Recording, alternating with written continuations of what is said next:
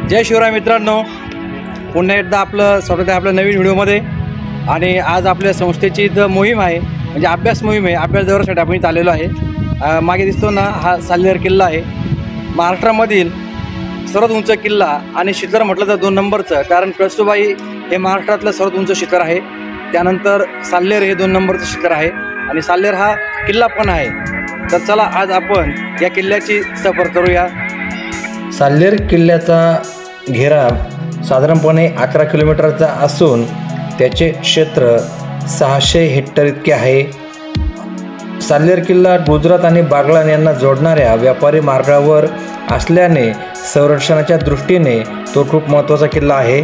थोडं पुढं चालत आल्यानंतर मित्रांनो आपल्याला येथे एक विरळ पाहावयास मिळते। तुम्ही पाहू शकता, या विरळीवरती आपल्या शिपायाचे चित्र कोरलेलं असून त्याच्या एका हातात तलवार तर दुसऱ्या हातात ढाल आहे।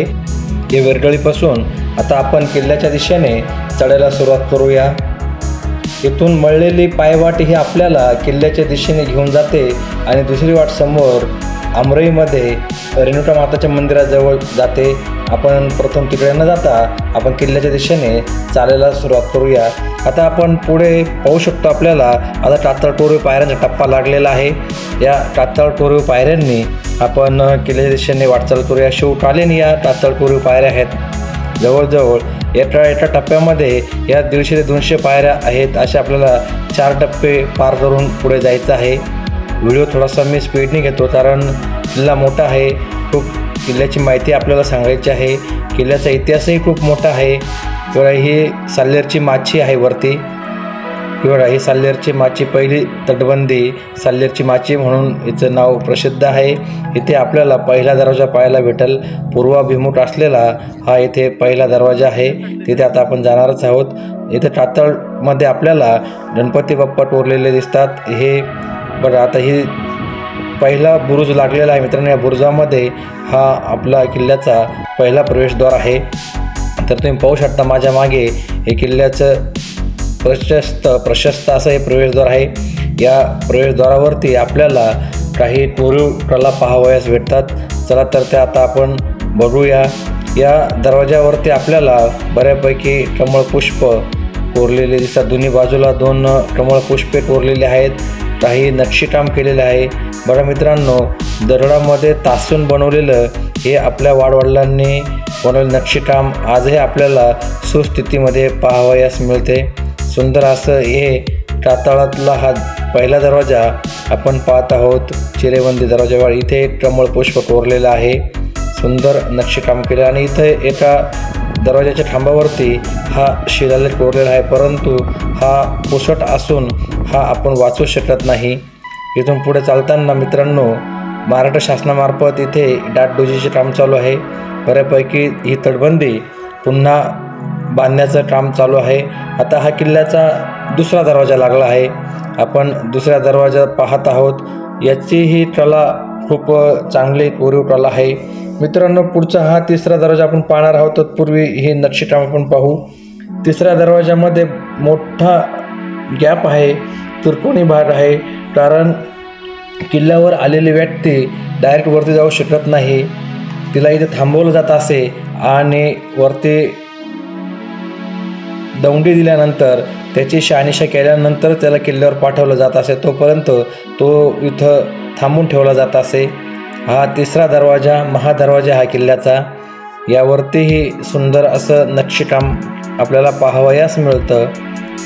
तर मित्रांनो, ह्या किल्ल्याचा मोठा इतिहास आहे। इथं खूप मोठं युद्ध झालं। या युद्धामध्ये आपल्याला जवळजवळ 6000 घोडे, त्यानंतर 125 हत्ती, 6000 उंट आणि इतर खजिना खूप मोठ्या प्रमाणात सापडला। बघा, इथे आपण शिलालेख पाहू शकतो। आणि इथून पुढे चालताना ही तटबंदी, या तटबंदीवरून आता आपण पुढे जाऊया। ही साल्हेर माची आहे आणि आपल्याला पिंपळा दुर्ग पुढे दिसत आहे। आपण आता बघा खाली बघा, हे इथं रेणुका माताचं मंदिर आहे त्या अमराईमध्ये। सुंदर असं अमराईमधलं हे रेणुका माताचं मंदिर आपण पाहून आता थोडंसं आपण उजव्या हाताला वळूया। उजव्या हाताला आपल्याला हे बघा, इथे हे गावचे लोक इथं राहतात। त्यांची काही जनावर इथे बांधली जातात. त्यांनी हा इथे गोठा बनवला आहे. याच्याच बाजूला आपल्याला प्रशस्त पाण्याचे टाकं पाहावयास मिळतं आणि हा छोटासा चिरेबंदी इथे हौद आहे. या हौदामध्ये जनावरांना पाणी पाजलं जात असे. परत तळापासून हा हौद इथे आहे. बघा, हे पाण्याचं टाकं तुम्ही पाहू शकता. खूप मोठं हे टाकाटोरी पाण्याचं टाकं आहे, परंतु पाण्याने तुडुंब भरलेलं आहे.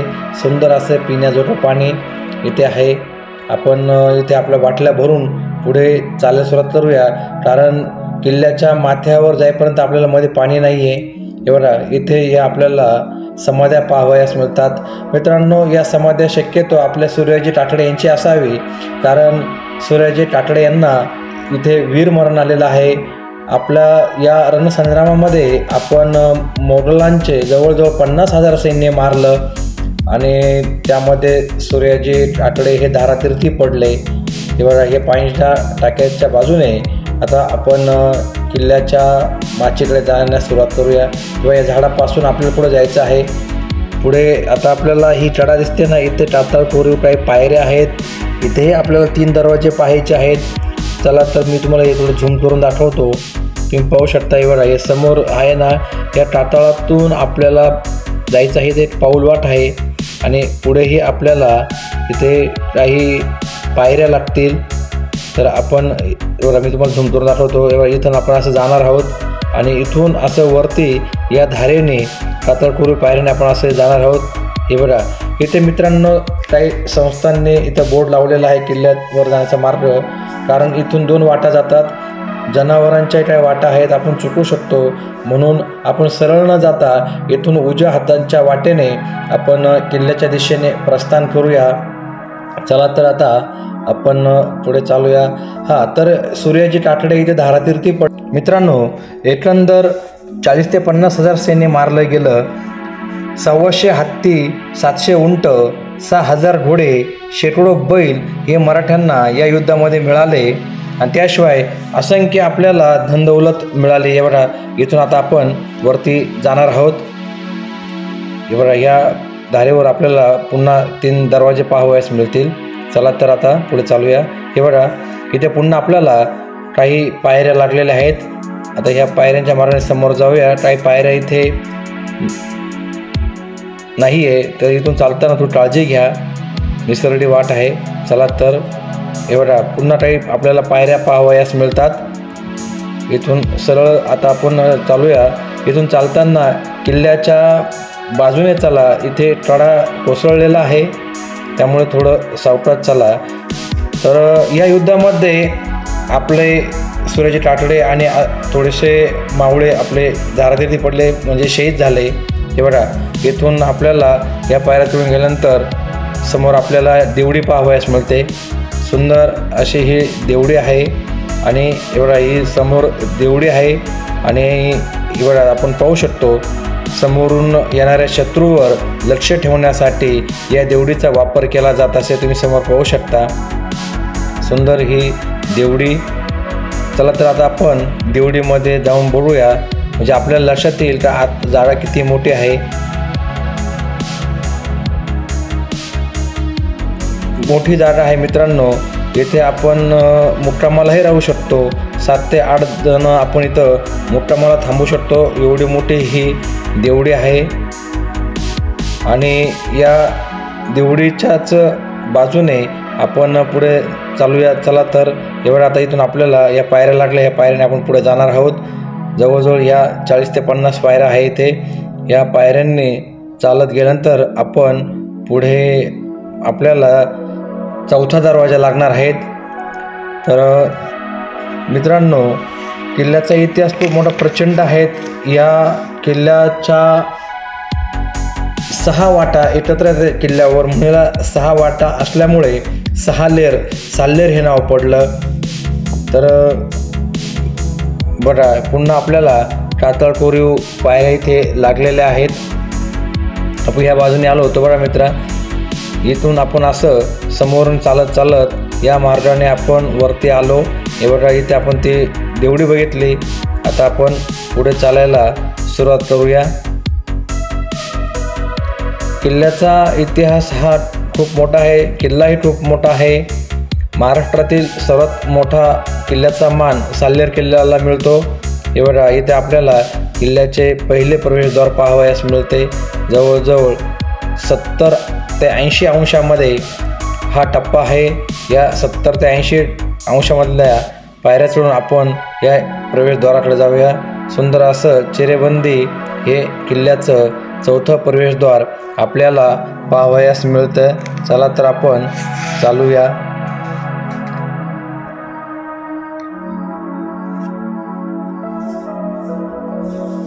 छत्रपती शिवाजी महाराजांनी स्वराज्य निर्माण केलं या गडकोटांच्याच जीवावरती, म्हणून छत्रपती शिवाजी महाराजांना प्रत्येक किल्ला हा आपल्या प्राणापेक्षाही प्रिय होता. म्हणून आपण नुसतं रायगड, शिवनेरी किंवा राजगड, प्रतापगड, पुरंदर, तोरणा हे किल्लेच पाहतो, परंतु बाकीचे आपण किल्ले पाहत नाही. कारण महाराजांच्या दृष्टीने स्वराज्यासाठी सर्व किल्ले अनमोल होते. आता हा किल्ल्याचा 5वा दरवाजा इथे लागलेला आहे. या 5व्या दरवाजातून आपण पुढे गेल्यानंतर पुन्हा आपल्याला 6वा दरवाजा लागतो. तर माझा बोलण्याचा अर्थ असा होता की पूर्ण 365 किल्ले हे स्वराज्यासाठी खूप महत्त्वाचे होते. प्रत्येक किल्ल्याने आपला एक इतिहास रचलेला आहे. इथे देवडी आहे मित्रांनो. आता या देवडीपासून पुढे चालूया. जसे प्रत्येक मावळा महाराजांसाठी महत्त्वाचा होता, तसा प्रत्येक किल्ला स्वराज्यासाठी हा खूप महत्त्वाचा आणि मोलाचा होता. तर त्यातला हा आपला सर्वात उंच किल्ला साल्हेर किल्ला आपण पाहत आहोत. हे बघा, आता आपल्याला हा किल्ल्याचा 6वा दरवाजा इथे पाहावयास मिळतो. 6व्या दरवाजाच्या दिशेने आपण इथे चालायला सुरुवात करूया. 6वा दरवाजा खूप मोठा आहे, मध्ये रुंद जागा आहे, कारण इथून शत्रूला इथपर्यंत येता येईल पण इथून वरती जाता येणार नाही असा हा चिरेबंदी आणि अरुंद दरवाजा. या दरवाजाच्या बाजूला आपल्याला गणपती बाप्पांचं कातळकोरीव शिल्प पाहावयास भेटतं. आता या दरवाजातून आपण किल्ल्याच्या माचीवरती आलेलो आहेत. इथं आपल्याला किल्ल्याचं सुंदर असं दर्शन होतं. तुम्ही पाहू शकता उंच टेकडावरती परशुरामांचं मंदिर आहे. आपण तिथे जाणार आहोत आणि आपल्याला प्रशस्त वाड्यांचे अवशेष ह्या किल्ल्यावरती पाहावयास मिळते. सर्वात मोठा किल्ला आणि बरं आजूबाजूचा परिसर आपण पाहू शकतो. पूर्ण बागलाण परिसर आपल्याला येथून पाहावयास मिळतो. मित्रांनो, बागलाण नाव पडण्यामागेही मोठा इतिहास आहे. येथे बागुल राजाचं राज्य होतं आणि बागुल राजाच्या नावावरून हे बागलाण नाव पडले. परशुरामांचं मंदिर, किल्ल्याचा सर्वोच्च उंच भाग हा तिथे परशुरामांचं मंदिर आहे. आपले संतोषराव तिथे पूजा करता आहे. खाली आल्यानंतर आपल्याला हे किल्ल्यावरील पहिलं पाण्याचं टाकं आपल्याला पाहावयास मिळतं. सुंदर असं हे पाण्याचं मोठं टाकं आहे. याच टाक्याच्या बाजूला आपल्याला यज्ञकुंड पाहायला भेटतो. परशुरामांचा हा यज्ञकुंड आजही आपल्याला सुस्थितीत पाहावयास मिळतो. सुंदर असा हा यज्ञकुंड आजही आपल्याला पाहावयास मिळतो. आजही लोक इथे मुक्कामाला येतात. हे बघा, हे वाड्यांचे अवशेष आपण पाहू शकतो. प्रचंड वाड्यांचे अवशेष आपल्याला साल्हेर किल्ल्यावरती पाहावयास मिळतात. आता आपण आलो आहोत गंगासागर टाके. हे किल्ल्यावरील सर्वात मोठा हा जलाशय आणि या जलाशयाचं नाव आहे गंगासागर टाके. यामध्ये ठाम टाकं म्हणून याला एक ठाम रोवलेला आहे. यावरून आपल्याला पाण्याची पातळी पाहावयास मिळते का टाक्यात किती पाणी उपलब्ध आहे. याच्याच बाजूला आपल्याला रेणुका माताचं मंदिर पाहावयास मिळतं. हे चिरेबंदी रेणुका माताचं सुंदर असं मंदिर आहे. आतमध्ये गणपती बाप्पांचीही मूर्ती आहे आणि समोर शिवपिंडही आपल्याला पाहावयास मिळते. रेणुका माता की जय, श्री सिद्धिविनायकाय नमः. आपण पाहू शकतो सुंदर असे शिवकालीन रेणुका माताची मूर्ती इथं पाहावयास मिळते. गणपती बाप्पांची मूर्ती आपल्याला येथे पाहावयास मिळते. एवढ्या समोरच आपल्याला एक शिवपिंडही पाहावयास मिळते. एवढा ही इथे ही शिवपिंड आपण पाहत आहोत. आता आपण समोरच या खिडकीमधून पुन्हा आपण गंगासागर टाके पाहू. प्रचंड पाण्याचा साठा असलेलं हे गंगासागर टाके आहे. आणि याच्या बाजूलाही आपल्याला अजून काही टाके पाहावयास मिळते. तर पूर्वी आपण वरती जाऊया. पुढे टाताळ कोरीव गुहेमध्ये आपण जाणार आहोत. बघा समोरच मोठी टाताळ कोरीव गुहा आहेत. इथं आपण दुपारचं भोजन करणार आहोत. इथं आपले सहकारी आपली जेवणाची सोय करत आहे. गरम गरम इथं आपण पोहे बनवणार आहोत. तर हे बघा चूल पेटवलेली आहे आणि आपलं तिथे पोह्यांचा बेत आहे आणि इथे गरम गरम पोहे खाल्ल्यानंतर पुढचा प्रवास आपण करणार आहोत. आणि आपला कचराही आपण सोबत घेऊन जाणार आहोत. किल्ल्यावर आपण कचरा करणार नाही. आपलं मदनचं पण म्हणणं आहे, मामा कचरा किल्ल्यावर करायचा नाही, किल्ल्यावरील कचरा आपण सोबत घेऊन जाणार. ही किल्ल्यावरील सर्वात प्रशस्त आणि प्रचंड मोठी देवडी आहेत. येथेही आपण मुक्कामाला थांबू शकतो. ही 3 टप्प्यांमध्ये देवडी आहे. याला खांब आहे, म्हणजे कोरीव नक्षीकाम केलेलं हे खांब आहे. आणि बघा इथं हा दरवाजा आहे, टाताळ कोरीव दरवाजा. आणि आपण या दरवाजातून त्या बाजूला जाणार आहोत. तिथेही प्रचंड मोठे रूम आहे आणि त्याच्या बाजूला हनुमानजींची मूर्ती ठेवलेली आहे. शिवकालीन हनुमानजींची मूर्ती आपल्याला तेथे पाहावयास मिळते. हे बघा इथे समोरच आपल्याला हनुमानजींचं मंदिर पाहावयास मिळतं. हे बघा सुंदर ही हनुमानजींची मूर्ती आपण पाहत आहोत.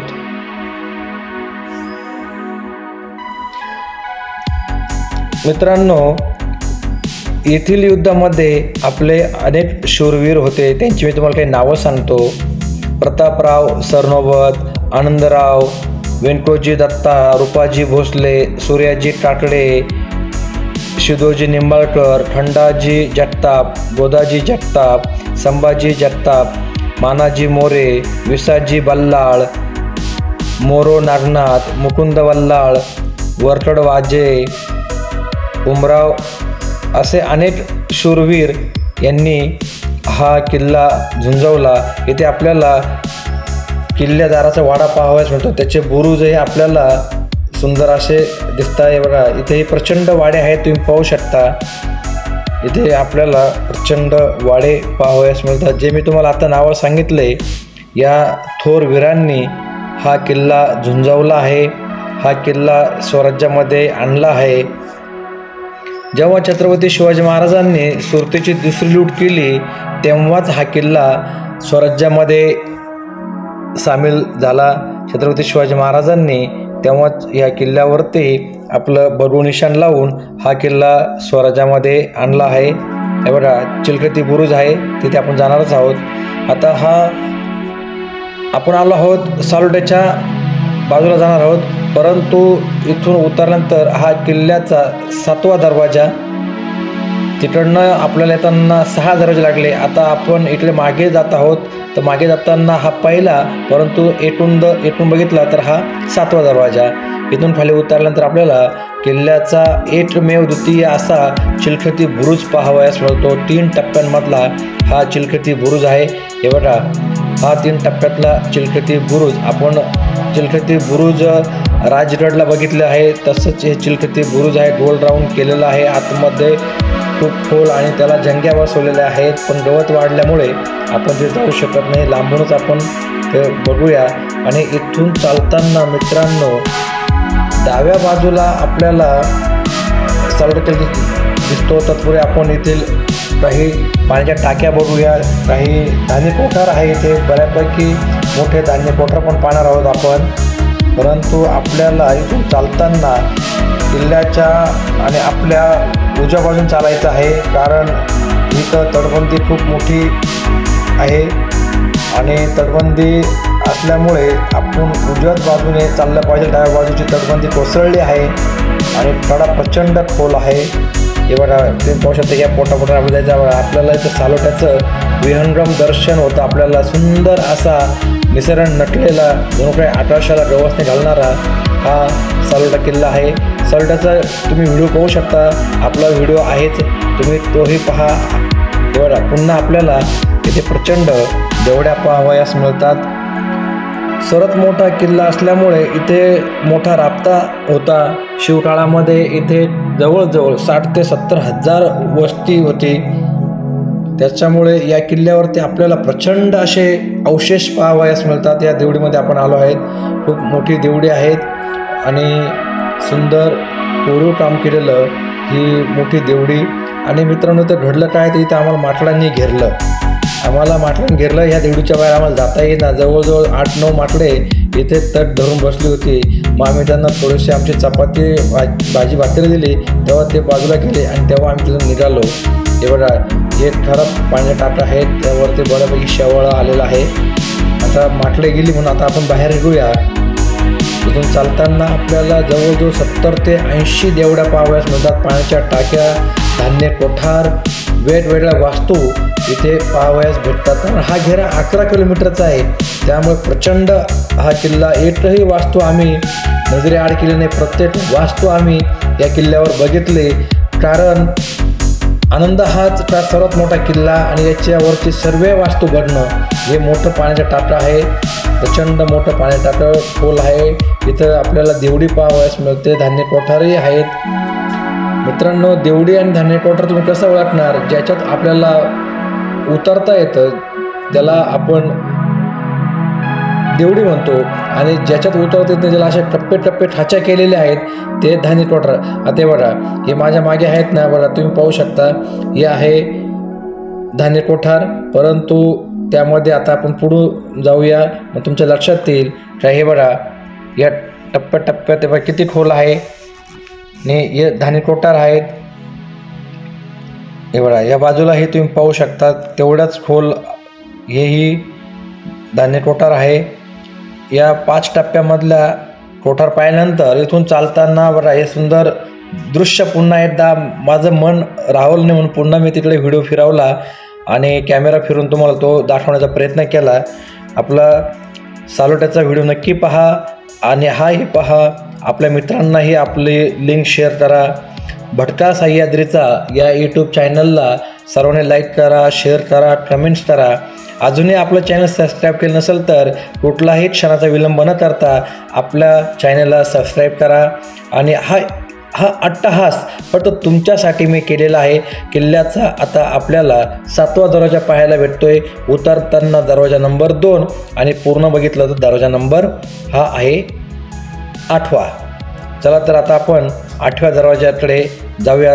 या 8व्या दरवाजाच्या उजव्या बाजूला गेल्यानंतर पुन्हा पुढे आपल्याला 30 ते 35 देवड्या पाहावयास मिळतात. परंतु आपण आता ह्या दरवाजातून पुढे जाऊया. बऱ्यापैकी हा दरवाजा आपल्याला बघा, या दरवाजातून सुद्धा आपल्याला सालोटा आपलं काय पाठ सोडत नाही. सुंदर हा सालोटा आपलं लक्ष वेधून घेतो. या दरवाजातून सुंदर हे सालोट्याचं दर्शन आपण पाहू शकतो.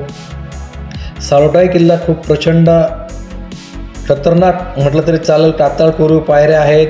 हरिहरपेक्षाही खतरनाक किल्ला आहे. मित्रांनो, तुम्ही अवश्य भेट द्या. हे बघा, इथून ही तटबंदी काही कोसळली आहे. टाताळ कोरीव पायऱ्या लागलेल्या आहेत. या पायरी मार्गाने आपल्याला अजूनही पुढे 2 दरवाजे लागणार आहेत. काही देवड्या पाहावयास मिळणार आहेत. किल्ल्याचा इतिहास तर खूप मोठा आहे. मला जेवढं शक्य होईल तेवढा मी इतिहास तुम्हाला सांगण्याचा प्रयत्न केला आहे. मित्रांनो, किल्ले पाहता आमचा अभ्यास दौरा आहे.